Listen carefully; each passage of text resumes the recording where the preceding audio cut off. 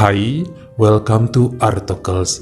Saya mau mengucapkan selamat menunaikan ibadah puasa dulu buat kamu semua yang menjalankannya. Hari ini kita akan masuk ke 3 kasus dalam satu video.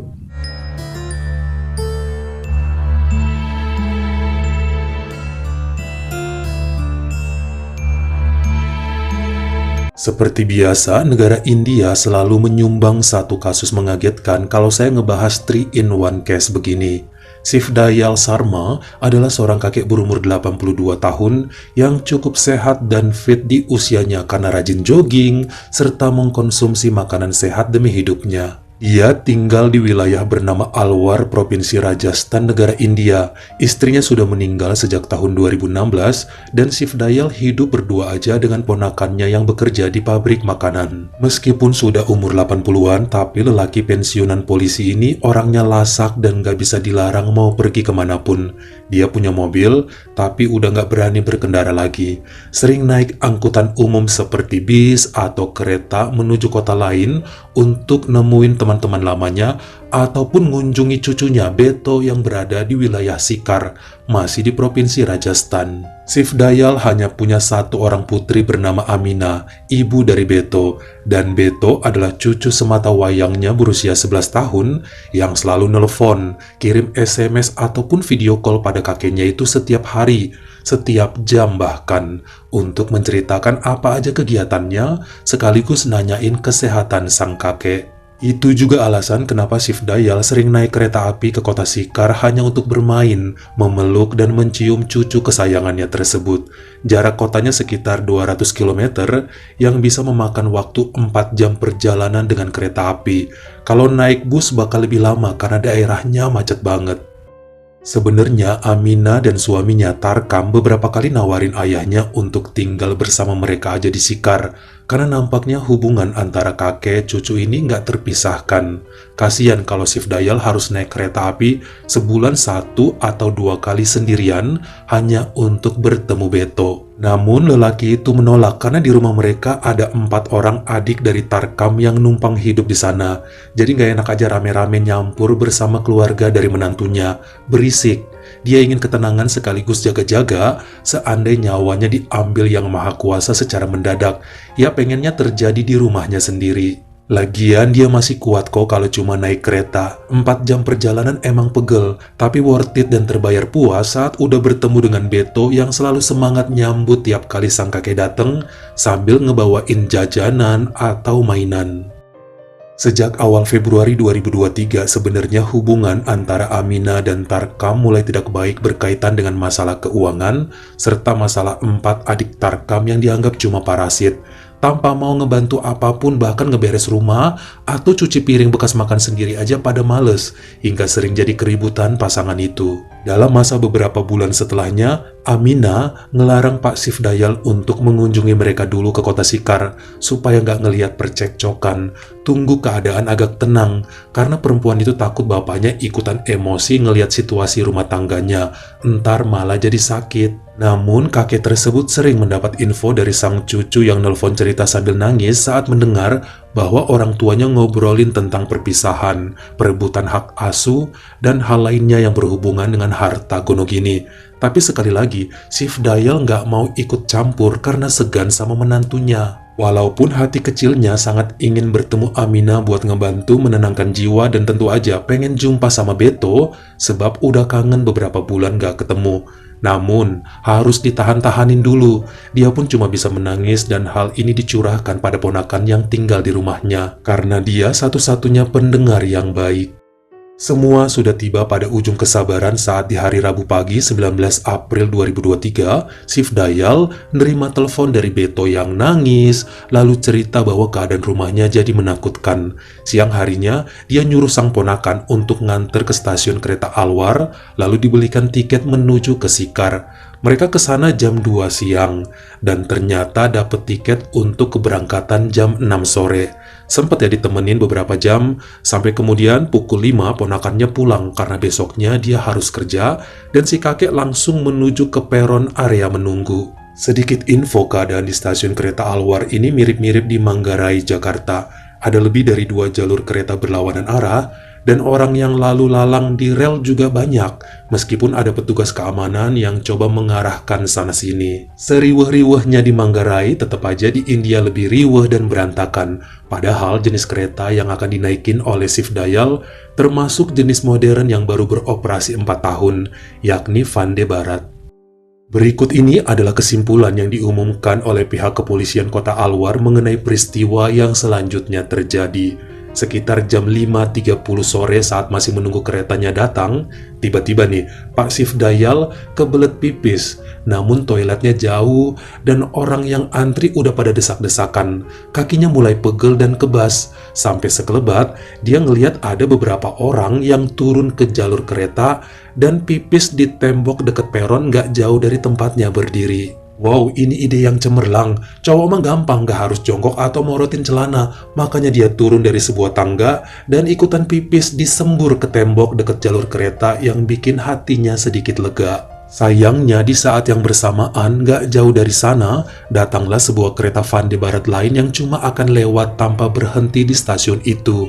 Kecepatannya 160 km per jam yang secara mendadak menabrak seekor sapi yang nyebrang rel hingga membuat hewan itu tercampak ke udara lalu terpelanting sekitar 30 meter menuju kakek Shiv Dayal yang sedang pipis hingga hewan seberat hampir 300 kilo itu menimpa dan menjepit tubuh beliau ke tembok peron sampai mejret. Baik Shiv Dayal dan sapi itu pun dinyatakan kehilangan nyawa seketika di lokasi dalam kondisi yang benar-benar parah.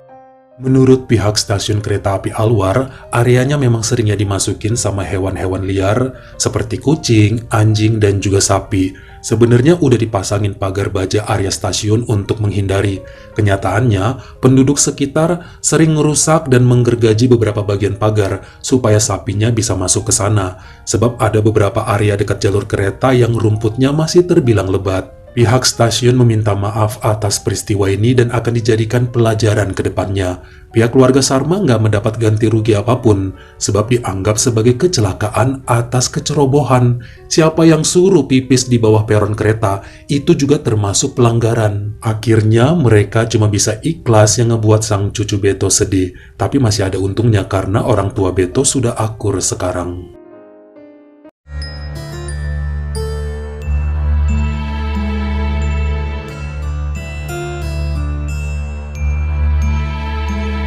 Dorothy Louise Downey adalah seorang wanita berusia 83 tahun yang tinggal di rumah uniknya di daerah Charleston, Carolina Selatan, Amerika bersama putri nomor 2-nya yang bernama Mary usia 43 yang belum menikah. Dorothy aslinya punya 5 anak dan cuma Mary yang masih lajang. Dia suka menulis novel dan lebih tertutup dibanding saudara lainnya. Menyukai keheningan serta ketenangan. Tapi emang karena selama ini ngerasa bertugas ngejagain sang ibu yang sudah renta, makanya males untuk pindah meskipun udah nggak betah berada di Charleston. Pada bulan Agustus 2023, Mary ngelihat iklannya di Craigslist mengenai lelang sebuah rumah tua bersama area tanah dengan harga yang cukup masuk akal bahkan terbilang murah. Terjadi penawaran sampai dia pun dinyatakan menang dan ngebayar senilai $300.000 atau kurang lebih 4 miliar rupiah untuk sebuah rumah besar dengan tanah di sekitarnya seluas 11 hektar. Lokasinya berada di daerah Salem, masih di Carolina Selatan. Emang sih bangunan rumahnya didirikan pada tahun 1920 dan nampaknya kusam, reot, serta menyeramkan dari luar. Namun, kalau udah masuk ke dalam, lumayan bersih, rapi, serta nyaman. Tipe kediaman seperti itu yang jadi incaran dan dibutuhkan ama Mary sejak dulu untuk menunjang profesinya sebagai seorang penulis. Memang agak horor dan sunyi, namun menenangkan dan bisa menginspirasi. Walaupun sekarang harus berjauhan sama ibunya yang gak apa-apa, saling dukung dalam kehidupan serta karir. Pada hari Senin tanggal 27 November 2023, ternyata Dorothy ikut ngebantuin anaknya pindahan, namun gak terlalu banyak barang yang mau dibawa. Mereka cuma berdua aja, karena untuk barang-barang besar seperti kasur dan meja-meja, udah diantar duluan oleh ekspedisi sehari sebelumnya.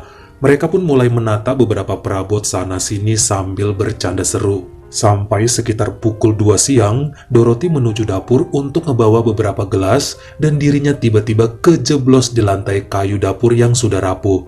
Ternyata di bawahnya itu ada sumur tersembunyi sedalam 15 meter yang gelap dan tidak nampak dasarnya. Tentu aja putrinya langsung panik dan coba tidurannya di samping sumur itu sambil nangis dan terus manggil-manggil nama ibunya. Sempat terdengar suara jeritan pelan namun kemudian lenyap. Langsung ditelepon 911 yang datang 30 menit kemudian bersama tim pemadam yang dengan cekatan masuk ke dalam lubang tersebut dan bersusah payah mengeluarkan tubuh Dorothy. Sampai hampir 4 jam kemudian pada pukul 5:45 baru ia bisa dikeluarkan namun sudah tidak bernyawa akibat kerusakan pada beberapa bagian tulang di tubuhnya. Tentu aja ini bikin Mary serta anak-anak lainnya kaget luar biasa karena mereka sebenarnya udah beberapa kali mendatangi rumah itu sebelum mindahin barang. Ngecek sana-sini harusnya masih aman dan kuat meskipun usia bangunan tersebut sudah lebih dari 100 tahun serta menyeramkan. Kayu-kayunya masih terbilang kuat, lawang coba digelayutin juga pada kokoh. Begitu juga dengan lantainya yang dilapisi beberapa jenis kayu dan triplek, namun sanggup menopang benda seberat apapun. Tapi ya itu tadi, mungkin ada sedikit bagian yang sudah reot, terinjak sang ibu hingga jeblos ke bawah dan merenggut nyawanya. Gak ada pemberitahuan juga bahwa ada sumur menyeramkan seperti itu di bawah sana. Sampai akhirnya keluarga mengikhlaskan hingga Mary pun batal pindah dan malah menjualnya kembali pada bulan Februari 2024. Dia sekarang tinggal di rumah ibunya aja di Charleston.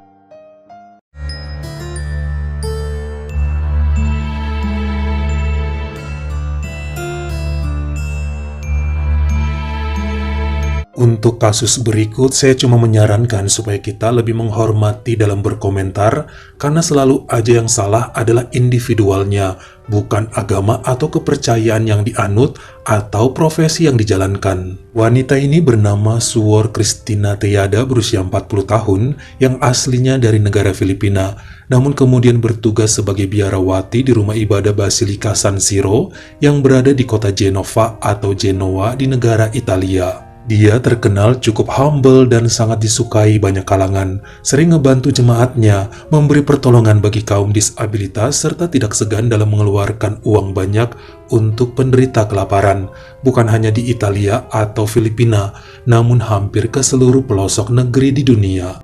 Pada masa pandemi 2020, nampaknya kebosanan banyak menimpa manusia di belahan bumi manapun dengan profesi apapun.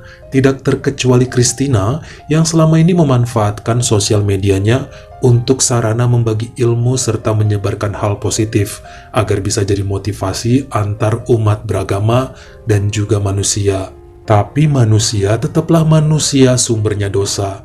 Dia iseng yang ngelihat-lihat profil pria yang menarik perhatiannya, terkhusus yang punya mutual friend di akun sosmed. Berada jauh dari negara kelahirannya, ngebuat Christina itu pengen bisa punya temen di Italia sebanyak mungkin. Kalau bisa yang asli Filipina juga. Sampai kebetulan ada seorang pria yang kemudian mengirimi pesan pribadi di Facebook bernama Adrian Payares, usia 28, yang ternyata baru 2 tahunan di Genova. Hal ini bersambut dengan baik sampai si Adrian pun curhat bahwa dia datang ke Italia di awal tahun 2019, sempat nganggur 4 bulanan, lalu bekerja pada perusahaan taksi sebagai tenaga kebersihan.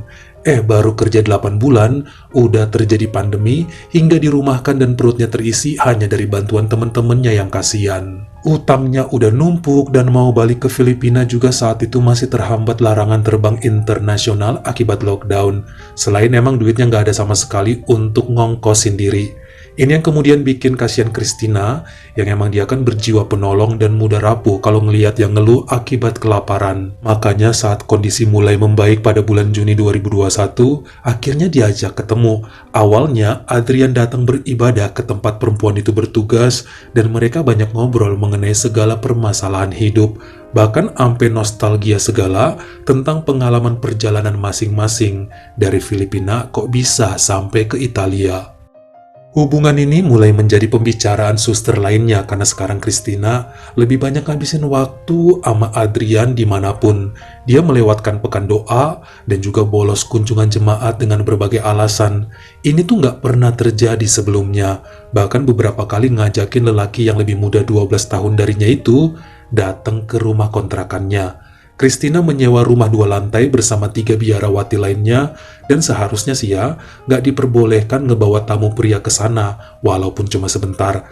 Namun dia selalu beralasan atas dasar kemanusiaan, makanya ngajak Adrian mampir terus bahkan sampai lewat tengah malam. Nggak ada yang curiga apa-apa karena sudah mengenal reputasi si biarawati, dan ini terjadi selama beberapa bulan setelahnya.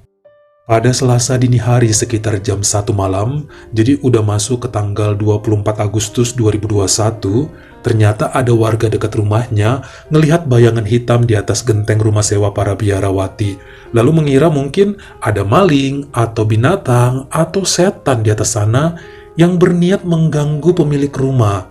Beberapa pemuda katanya mencoba manjat dari pohon di sebelahnya, karena mikir kok semakin diteliti seperti bayangan 2 orang yang sedang begituan. Makanya 6 orang pria tadi coba mendekati secara diam-diam agar 2 sosok tadi nggak kabur dan mudah untuk ditangkap. Sampai ketika udah naik ke genteng ya, di bagian tengah yang agak ratanya, semua pada nyalain senter handphone mereka, dan yang terlihat cukup bikin kaget serta di luar dugaan. Nampaklah Suster Christina dan Adrian sedang saling caplok-caplokan, bercocok tanam tanpa busana dan keringatan dalam kondisi acak-acakan, namun tubuhnya saling menyatu. Saat itu justru 6 pemuda tersebut yang malu dan gak enakan, karena selama ini kan menghormati biarawati itu. Mereka langsung lari ke ujung atap, lalu turun dari pohon sambil kebingungan, mau ngapain ya selanjutnya. Namun besokannya berani ngomong sama orang tua masing-masing, yang kemudian lanjut pada ketua lingkungan, polisi, dan para petinggi di rumah ibadah tempat Christina bertugas. Tentu aja hal ini sangat merusak nama baik semua instansi keagamaan yang dianut oleh si suster. Sebelum dikeluarkan, dia udah mengundurkan diri dulu karena malu. Sempat mengaku emang tertarik pada Adrian dan mulai tergila-gila. Kenapa dilakukan di atas genteng? Karena kalau dalam rumah takut ketahuan sama 3 temennya. Dan emang ada ya tangga kayu menuju ke atas sana. Saya kurang ngerti jenis sanksi selanjutnya yang diberikan pada wanita itu. Awalnya polisi hampir ngasih pelajaran pada mereka karena dianggap berbuat hal tercela. Malah selanjutnya, si Suster Christina dipindahkan ke Paris karena menjalani hukuman dan gak diketahui kabarnya setelah itu. Sementara Adrian dideportasi ke Filipina karena permasalahan dokumen dan izin tinggalnya. Namun menurut sejumlah teman dikatakan, udah banyak loh uang yang dikeluarkan oleh Christina selama beberapa bulan kenal dengan Adrian. Semua buat Adrian.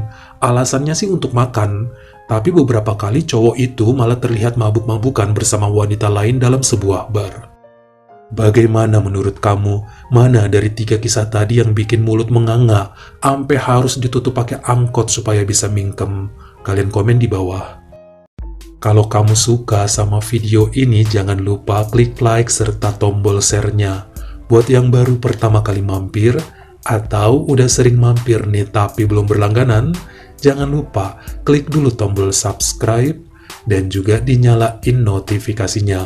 Supaya lain kali kalau misalnya saya upload video baru, kamu jadi orang pertama yang tahu. Follow juga Instagram saya jika berkenan di Artokles S-nya 2. Dan jangan lupa untuk nontonin semua video saya yang lainnya. Ingat ya, tetap jaga jari dan juga lidah kita, supaya nggak nyakitin hati orang lain. Terima kasih.